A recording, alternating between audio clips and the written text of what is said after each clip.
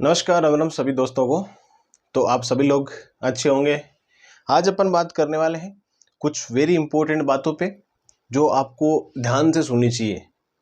बातें क्या होने वाली है, देखो सारी भर्तियों की बात करेंगे। आप जो दोस्त मेरे साथ जुड़े हुए हैं और टेलीग्राम पे जितने भी लोग जुड़े हुए हैं, उन सभी जो छात्र हैं वो तैयारी करने वाले, मतलब एक वैकेंसी की नहीं अधिकतर वैकेंसी की तैयारी करने वाले हैं। तो उसमें होता क्या है कि अब जो नेक्स्ट वैकेंसी आने वाली है भाई, जो भी वैकेंसी आएगी राजस्थान में, अब क्या है कि अक्टूबर माह में 4 अक्टूबर का बोला है कि भाई 4 अक्टूबर के बाद में आचार संहिता कभी भी लग सकती है। 4 अक्टूबर के बाद में, तो 10 अक्टूबर मान लो, आप कितनी भी मान लो, लेकिन 4 अक्टूबर का बोला गया है। तो हम बात करते हैं कि जब आचार संहिता लग जाती है ना, तो तब नोटिफिकेशन रिलीज नहीं होता है भाई, विज्ञप्ति उस टाइम रिलीज नहीं की जाती है। उससे पहले हो जाती है तो हो जाती है, वरना बाद में नहीं होती है। अब मेरे प्यारे दोस्त जुड़े हुए मेरे से जो सब इंस्पेक्टर के लिए प्रिपरेशन करना चाहते हैं, वो दोस्त मेरे साथ जुड़े हुए, तो वो क्या है कि अब प्रिपरेशन कर रहे हैं तो कंफ्यूज देखो होती है ना, सभी की होती है, मेरे साथ भी होती थी। लेकिन ये बात है कि कोई भी एस्पिरेंट होता है ना, तो उसके मन में होता है कि वैकेंसी कब आएगी, उसी के अकॉर्डिंग में प्रिपरेशन करो। ओके, तो होता क्या है कि जब वैकेंसी नहीं आती है तो डीमोटिवेट अपने आप हो जाते हैं कि यार वैकेंसी नहीं आ रही है तो थोड़े दिन बाद में प्रिपरेशन कर लेंगे।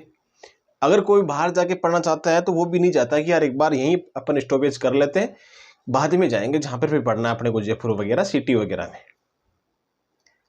अब राजस्थान की कौन कौन सी वैकेंसी है, जैसे एसआई की वैकेंसी कोई चांस नहीं है। मैं आपको हमेशा से बताते आ रहा हूं कि भाई कोई भी वैकेंसी होती तो मैं आपको एकदम सही बात उसके बारे में बता देता हूं कि भाई ये वैकेंसी आएगी कि नहीं आएगी। अपने पास वो फिगोलाबाजी तो है नहीं भाई, बिल्कुल सीधा साधा इंसान हूं।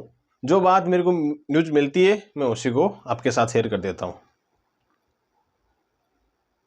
ये सही मेरी कमी होगी या फिर अच्छाई होगी या कुछ भी आप मानो, लेकिन यही मेरा पॉइंट है।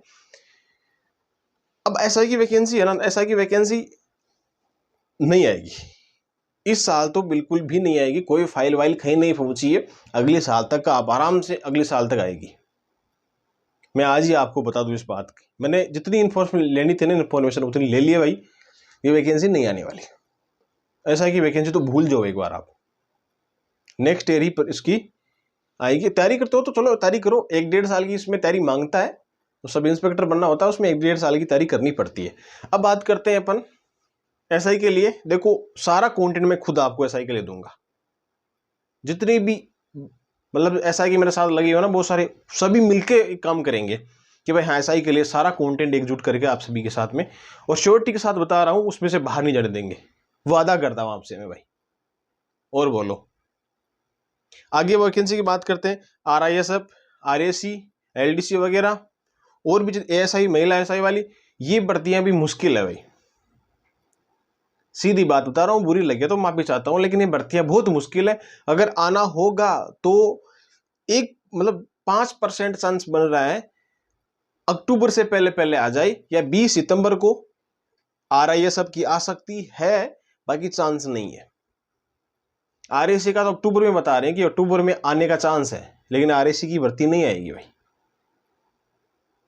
मैं मेरे अकॉर्डिंग बता रहा हूं, प्रिपरेशन करने वाले प्रिपरेशन जारी रखो भाई। ये मैं नहीं कह रहा हूं कि आप पढ़ाई करना छोड़ दो, पढ़ाई करने में एक बार स्किप कर दो पढ़ाई, ये नहीं कह रहा, पढ़ाई करो अपनी, वो मैटर नहीं करता, वो उसको बात को अलग रखो आप। लेकिन जो बात मैं बताना चाह रहा हूं ना, वो मुद्दे की बात है कि भाई भर्ती नहीं होगी तो नहीं होगी, दैट्स ओके भाई। सब कुछ हो चुका है, मुझे पता है कि मुख्यमंत्री साहब के हस्ताक्षर वाक्य आ रहा है सब भर्ती में, लेकिन फिर भी भर्ती को अटकाया जा रहा है। ठीक है, 20 सितंबर तक वेट कर लीजिए, आ जाए तो अच्छी बात है। पूरी प्रोसेस तो वैसे भी नहीं होने वाली है, अटकने वाली तो बीच में ही है भर्ती, लेकिन फिर भी आप प्रिपरेशन जारी रखिए मेरे भाई। एलडीसी वगैरह की भर्तियां, अब एलडीसी वगैरह क्या है, वो कर्मचारी चयन बोर्ड करवाता है। तो अब जो भर्तियां कर्मचारी चयन बोर्ड की आएगी ना, उसमें कैलेंडर आने वाला है, 2-4 दिन में कैलेंडर आ जाएगा, 1 तारीख से पहले पहले। अगर रक्षाबंधन की छुट्टियां पड़ गई तो फिर बाद में आएगा। ओके, तो ये बात है कि जो कर्मचारी चयन बोर्ड है ना, आरएसएसबी, उसकी वैकेंसी में कुछ फेरबदल हो सकता है। संगणक की भर्ती है, उसकी एग्जाम है, जूनियर अकाउंटेंट की 15 गुना की लिस्ट है। अब जूनियर अकाउंटेंट की 15 गुना की लिस्ट है, उसका कोई अता पता नहीं है, क्योंकि अब बोर्ड खुद को समझ में नहीं आ रहा है। अगर अब इसमें 15 गुना ले लेंगे तो दूसरी वैकेंसियों में क्या लेंगे, कौन से छात्रों को लेंगे। तो इसलिए ऐसा इसमें मतलब माना जा रहा है कि 40% वालों को लिया जा सकता है। तो 15 गुना की लिस्ट उस हिसाब से निकाली जाएगी कि 40 गुणों को लिया जाए 15 गुना के बजाय। फिर देखते हैं बोर्ड क्या करता है, वो आगे की बात है, लेकिन जल्द इसकी लिस्ट जारी कर दी जाएगी। इसकी भी एग्जाम में कोई सतुन वो नहीं, ठीक है। रही बात अपने संगणक का, जो इम्पोर्टेंट बात मैंने आपको बताई, मतलब इम्पोर्टेंट बात है संगणक के लिए, वो ये है कि संगणक की एग्जाम कोई पोस्टपोन नहीं होगी। ये पहले से तय है और आज भी बता रहा हूं आपको। संगणक की एग्जाम 1% चांस हो सकती है, 99% नहीं होगी। ओके, हाँ होगी तो 2-4 दिन आगे पीछे हो जाएगी, उससे तो क्या फर्क पड़ने वाला है भाई। आचार संहिता में हो सकती है भर्ती, कोई दिक्कत वाली बात नहीं है।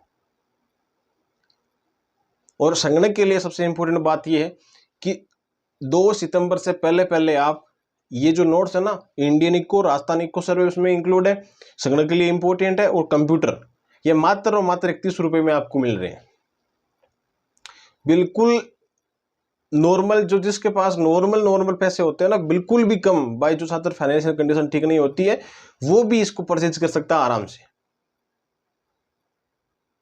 और राजस्थानी को और इंपॉर्टेंट मैं मेरी तरफ से करूंगा, जैसे RS प्री की एग्जाम हो जाएगी ना, उसके बाद में पार्ट ए पार्ट बी दोनों के लिए अति महत्वपूर्ण प्रश्न और अति महत्वपूर्ण टॉपिक्स लेके आऊंगा आपके पास में, मतलब टेलीग्राम पे सेंड कर दिया जाएगा भाई।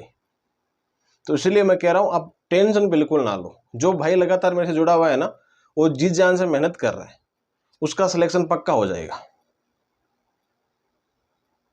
100% उसका सिलेक्शन होगा भाई, अगर मेहनत बराबर कर रहा है तो।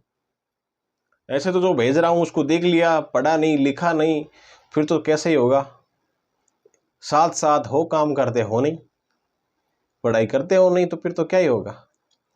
हाँ, जिनके अंदर डेडिकेशन है ना कि मुझे करना है, तो वो करेगा भाई, किसी की नहीं सुनता है। फिर वो ललक होती है ना कि यार एक पोस्ट तो मेरी है, तो है ही।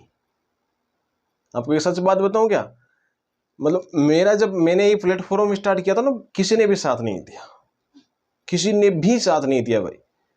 अभी भी जो कोई मान लो, मैं नाम नहीं लेना चाहता हूं, कोई भी ऐसा खास लगता है ना, तो वो भी एक बार सपोर्ट करने से मतलब पीछे हटता है कि यार हमारी वजह से सपोर्ट कर दिया तो क्या पता ये हमसे भी आगे चला जाए।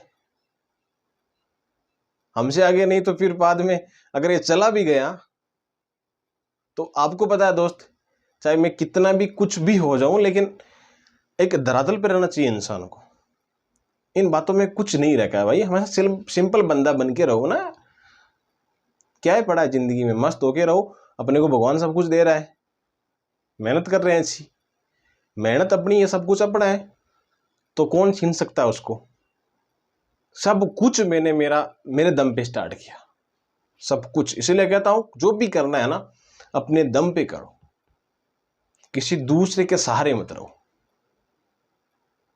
अगर दूसरे का सहारा छीन गया है ना, तो उसके बाद में खुद करने लायक नहीं रहोगे, समझ ही नहीं आएगा मैं क्या करूं, कुछ अता पता ही नहीं होगा। फिर उन बातों का मतलब वो बातें रिग्रेट करेगी अंदर से आपको कि यार वो उस इंसान की याद नहीं आएगी, लेकिन उस इंसान के द्वारा आपको जो दिए जाते थे ना, कुछ भी मान लो आपको सपोर्ट किया जाता था ना, उसकी बात बता रहा हूँ, वो सपोर्टिंग आपको याद आएगी, ना कि वो इंसान। ओके मेरे दोस्त, तो मोटिवेशन बहुत हो गया है। संगणक की उसी दिन एग्जाम होगी, तो आपको तैयारी उसी डेट को मान करके करनी है। मिलते हैं हम नेक्स्ट वीडियो में। और भी कोई आपकी क्यूरी है तो इंस्टाग्राम पे मैसेज कर दीजिए मेरे दोस्त। ओके, मिलते हैं हम नेक्स्ट वीडियो में, तब तक के लिए आप सभी को जय हिंद, जय भारत, थैंक यू।